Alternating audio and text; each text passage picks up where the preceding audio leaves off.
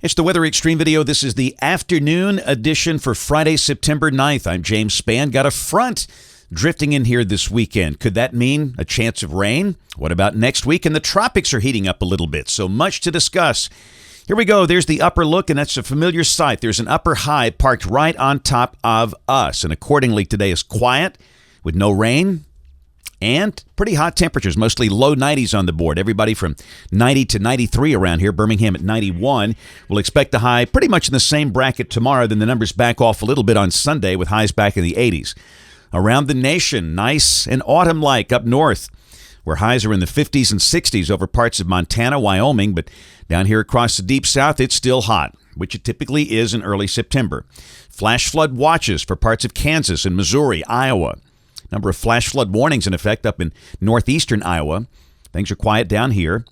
Severe storms possible from the Texas Panhandle to near Cleveland and Detroit for the rest of today and tonight.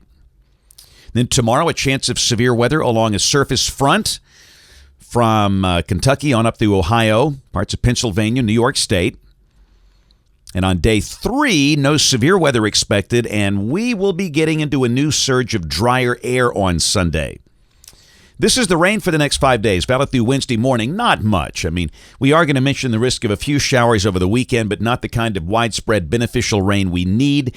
Average amounts for most under a quarter inch for the next 5 days. And hey, we've got a tropical trio. Invest 92, 93, and 94 out in the Atlantic. We'll start with the one that's the easternmost in the central Atlantic, out around 40 west. That thing's going to recurve. That will be no threat to land. So that's Invest 94. Not worry about that one too much. Invest 93 is north of the Leeward Islands, and this one could be one to watch if something develops. The conditions really don't favor development, but if anything can get its act together, it might make a run for the South Atlantic coast of the United States. A few models bring it up to a tropical storm, but many of them don't develop this thing at all. So just something to watch. And then Invest 92, which is the newest one on the board. This is just below the Florida Keys, and this will be entering the Gulf. The BAM set shows this. Most models don't develop this. Conditions are not favorable. Harsh winds aloft, dry air down through there. But if anything gets its act together, it probably stays south of us with a ridge staying in place here. But all three we'll be keeping an eye on. All right, model fans, here we go. The GFS. This is the 12Z run, valid tomorrow at 1 o'clock. Nice sharp trough north of the state. Got a cold front with that feature from near Chicago down to about Lubbock, Texas.